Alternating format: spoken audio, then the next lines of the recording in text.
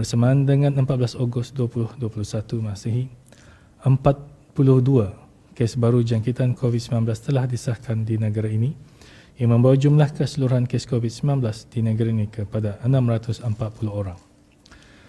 Terdapat tambahan kes-kes baru pada kluster aktif yang sedia ada, iaitu 7 kes bagi kluster immigration, 4 kes bagi kluster ABCI, 4 kes bagi kluster Champion 7, 4 kes bagi kluster 477, 3 kes lagi bagi kluster Chonghua KB, 1 kes bagi kluster Total, 1 kes lagi bagi kluster Sampurna Enak dan 1 kes lagi bagi kluster Al-Falah Freda Radin.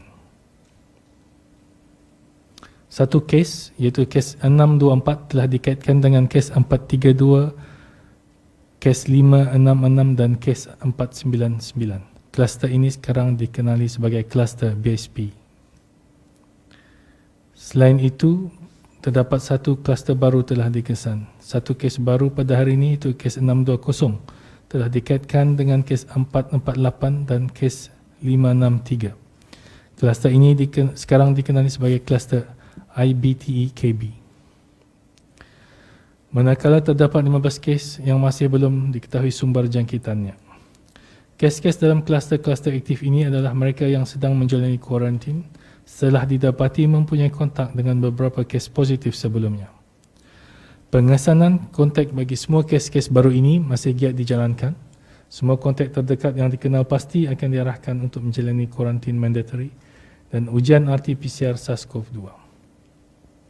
Dalam pada itu, 3 kes telah disahkan sembuh di Pusat Pengasihan Kebangsaan yang membawa jumlah kes yang sembuh sebanyak 330.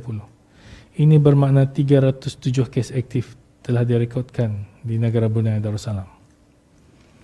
Di kalangan kes aktif tersebut, 2 kes berada dalam keadaan kritikal yang mana kedua-duanya memerlukan bantuan pernafasan dan 1 lagi kes di bawah pemantauan rapi di Pusat Pengasihan Kebangsaan.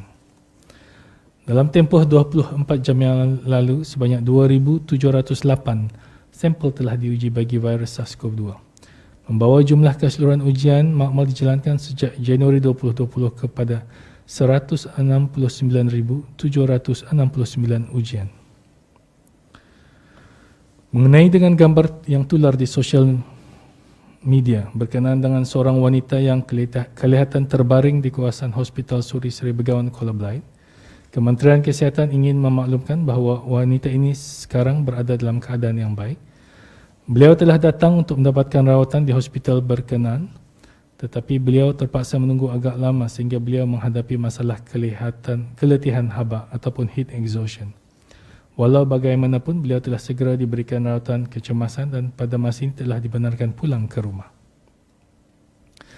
Kementerian Kesihatan ingin sekali lagi menasihatkan orang ramai untuk sentiasa menjaga kebersihan diri dan kerap mencuci tangan, memakai sungkup muka pada setiap masa khususnya apabila berada di dalam bangunan atau semasa berada dalam keadaan sesak di dalam atau luar bangunan, mendapatkan 2 dos suntikan vaksin mengikut jadual tempahan masing-masing.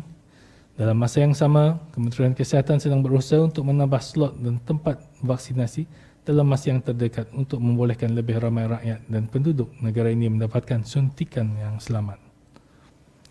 Berjumpa dengan doktor dan melakukan ujian swab SARS-CoV-2 jika mempunyai tanda-tanda jangkitan seperti demam, panas, sakit tekak, batuk selsema, hilang deria rasa atau bau dan sebagainya. Jangan keluar rumah termasuk untuk hadir mendapatkan suntikan COVID-19 jika anda telah menerima arahan kuarantin atau pengasingan diri. Sesiapa yang mempunyai kod BruHealth berwarna merah atau enggu tidak dibenarkan keluar rumah sama sekali, kecuali untuk mendapatkan rawatan perubatan. Ini adalah menyalahi Akta Penyakit Berjangkit Penggal 204. Selain itu, jangan benarkan orang lain masuk ke rumah anda jika anda dalam kuarantin atau pengasingan diri. Dan jangan keluar rumah jika tidak perlu. Teranah di rumah dan lakukan kaedah work from home bagi membantu kerajaan mengurangkan penularan wabak COVID-19 di negara ini.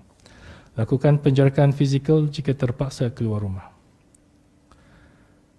Dengan berpandukan dan mengamalkan zikir, doa-doa dan amalan-amalan yang telah dikeluarkan oleh Kementerian Hal Ehwal Agama serta mengikut segala arahan-arahan yang dikeluarkan oleh pihak kerajaan, InsyaAllah kita ni semua akan dapat mengawal penularan wabak COVID-19 di negara Brunei Darussalam.